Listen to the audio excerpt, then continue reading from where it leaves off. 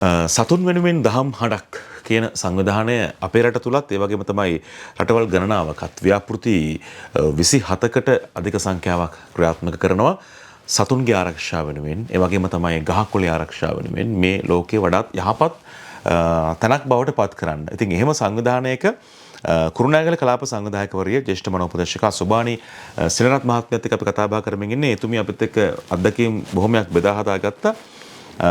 ගහකොළට සමීපීම දැන් සුබානි මහත්මිය දරුවන්ට වෙලාවක් නැහැ ගහකොළත් එක්ක ජීවත් වෙන්න හිරු කිරණ ටිකක් විඳින්න ගහකොළක් වවන්න එයාලට වෙලාවක් නැහැ. හැබැයි ගහකොළට සමීප වීම ඇතුලේ තමන්ට පුළුවන් විදියට ගහකොළත් එක්ක බද්ධ වීම ඇතුලේ මොන වගේ දෙයක්ද මිනිස්සෙක්ගේ ජීවිතයට ලැබෙන දේවල්? ඔව් නිමේෂ. ඒකත් මම හිතනවා අපේ සංවිධානය ඇතුලේ කතා කළ යුතු වැදගත් ප්‍රශ්නයක් ඔයා මගෙන් අහන්නේ. මම නිමේෂගෙන් ඇහුවොත් නිමේෂට සමහර වෙලාවට ගොඩක් කාර්යබහුල මොනවා හරි ප්‍රශ්න ගොඩක් ඇවිල්ලා තියෙන වෙලාවක ඔයා කැමති ටිකක් කාර්යබහුල නගරයක ගිහිලා ජීවත් වෙන්නද නැත්නම් ටිකක් නිස්කලංක පරිසරයක ගිහිල්ලා ඉන්නද කැමතියි කියලා මම නිමේෂගෙන් ඇහුවොත් නිසක වශයෙන්ම දෙවෙනි අංකයට තමයි මගේ අනිවාර්යෙන් ඔයාගේ උත්තරේ ලැබෙන්නේ. ඒකට කියන එක මමත් දන්නවා. නිස්කලංක පරිසරයට යන්නේ. නිස්කලංක පරිසරයට. ඒ කියන්නේ ඒ පරිසරයෙන් අපිට යමක් ලැබෙනවා කියන එක ඒකට දැනෙනවනේ. එතකොට අපි පරිසරයට කොච්චර ආදරේ කරොත්ද අපිට පරිසරයේ පැවතින්නේ. ඒ කියන්නේ ඒ විදිහට ඒ නිදහස අපිට ලැබෙන්න නම් එහෙම නිදහස් පරිසරයක් අපිට තියෙන්න ඕනනේ. එතකොට අපි ගහකොළ සතා සිව්පාවට ආදරය කරනකොටනේ අපිට මේ පරිසරය ලැබෙන්නේ. දැන් අපි දකිනවා වෙනත් විදේශික අය අපේ රටට ආවම ඒගොල්ලෝ හරි නිකන් පුදුමයටපත් වෙනවා මේ තරම් පරිසරයක්. මේක ඇතුලේ ඉන්න අපිට ඒකේ තියෙන වටිනාකම මෙච්චර දැනෙන්නේ නැද්ද කියලා හිතනවා. අපි සමහර විට මේ එළියට දාන ටොපිකොලේ අපි කවුරුත් ඒක එකතු කරගන්න නෙමෙයි හිතන්නේ. ඒක එළියට දාන්න හදන්නේ. හැබැයි විදේශික කෙනෙක් ඇවිල්ලා එළියට දාන ටොපිකොලේ වුණත් එකතු කරනයි මොකද මේ දකින්න පරිසරය එයාලට ඒ තරම් මේකේ වටිනාකම දැනෙන නිසා. අපි පහුගිය දවස්වල දැක්කා අපිට වෙච්ච ව්‍යසනයත් එක්කලා මොන තරම් ප්‍රමාණයක් අපි විනාශ කරලාද කියලා. ඒක නිහඬව අපිට ගෙනල්ලා දුන්නා මෙන්න අපිට හිතන්න දේවල් ගොඩක් ඒක එකතු කරුවා. ඒ නිසා මේ සංවිධානයේ ඇතුලේ අපි සතුන්ට ආදරය කරනවා කියන එක තමයි ප්‍රමුඛ කරගන්නේ. ඒත් එක්කම ගහට වැලට මේ ජලයට මේ වාතයට අපි ඔක්කොටම ආදරය කරන්න ඕනේ. අපි සතා සිව්පාව හැම කෙනාම පවතින මේ පරිසරයේ නිමේෂ. එහෙනම් පුංචි කාලේ ඉඳලම අපි පුංචි දරු පැටියගේ ඉඳන්ම පුරුදු කරන්න ඕනේ පරිසරයට ආදරය කරන විදිය. පැලයක් හිටවන විදිය. දැන් ඔයා මගෙන් අහනවා මේක කොහොමද මේක අපිත් එක්ක බද්ධ වෙන්නේ කියලා. මම කැමතියි මේ වෙලාවේදී විස්තර කරන්න. මම වයඹ පළාතේ පූර්ව ළමා සංවර්ධන අධිකාරියේ බාහිර දේශකවරියක් විදිහට පෙරපාසල් ගුරුවරුන්ගේ ඩිප්ලෝමාවේ මම වැඩ කටයුතු කරගෙන යනවා.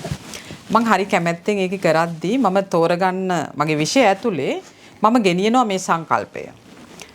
පුංචි කාලේදී දරුවන්ට පුංචි පැලයක් හිටවන විදිය, සතෙකුට ආදරය කරන විදිය අපි දුන්නොත් තමයි එයා යම් දවසක එයා තනියම වැඩ කරන යුගයකට ආවහම මේ ගහකොළට ආදරය කරන එක, එයාට උවමනා කරන දේවල් පරිසරයට එකතු කරන දේ අනිවාර්යයෙන්ම කරන්නේ.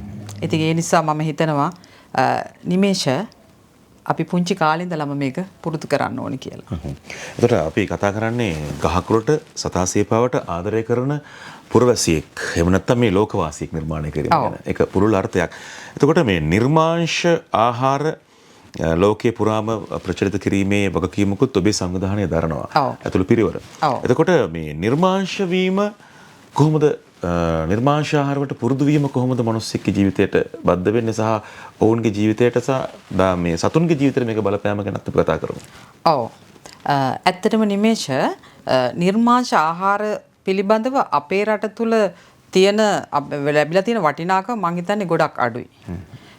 බොහෝ දෙනෙක් මේක නිකන් සුළුකට සලකනවා වගේ. දැන් අපි එළියට ගිහිල්ලා මේවා පිළිබඳව මිනිස්සුන්ගේ ආකල්ප වෙනස් කරලා කතා කරන්න යනකොට සමහර තැන්වල අපිට يعني බොහොම පරිස්සම් වෙන්න වෙනවා වගේද කියලා හිතනවා. මොකද විවෘතවම කතා කරන්න ගියාම අපිට සමහර විට යම් යම් තර්ජන එල්ල වෙන්න පුළුවන් වගේ තත්ත්වෙනුත් සමහර වෙලාවට තියෙනවා. හැබැයි ඒ නොදන්නාකම ඇතුලේ මේක අපි හරියට ඒගොල්ලන්ට තේරුම් කරලා දීම ඇතුලේ මේක හරියට මිනිස්සු තේරුම් ගන්නවා. ඉතින් කොහොමද මම මගේ ජීවිතේට බද්ධ වෙලා මම ආදරය කරද්දි මම මාව පරිස්සම් කරගන්න හදනකොට තව සතෙකුගේ ජීවිතයක් විනාශ කරලා මං ඒ ටික කොහොමද මගේ ශරීරයට හොරාගන්නේ කියන එක අපි හිතන්න පුළුවන් වෙන්න ඕනේ.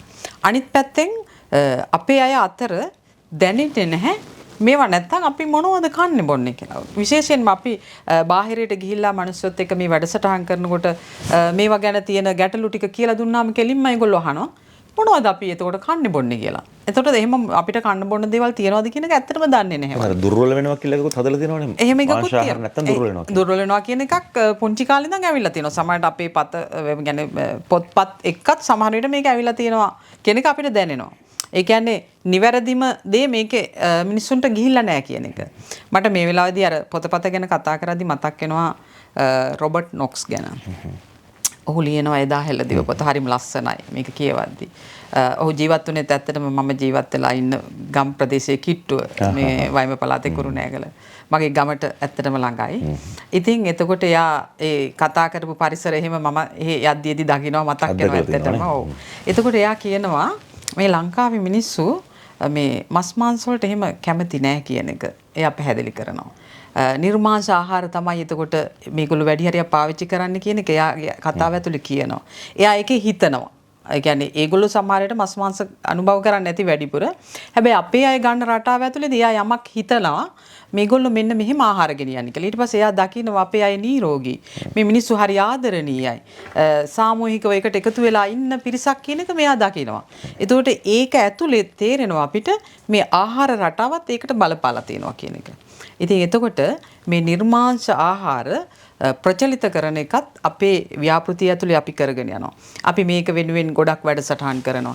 ඒ කරනකොට තේරෙන එකක් තමයි අපි විවිධ දේවල් ආහාර ප්‍රදර්ශනවලදී එලි දක්වනකොට ගොඩ දෙනෙක් එනවා බලන්න ළමයි එහෙම විශේෂයෙන් කතා කරනවා මෙහෙම මේවා කනවද? මේවා කන්න පුළුවන්ද?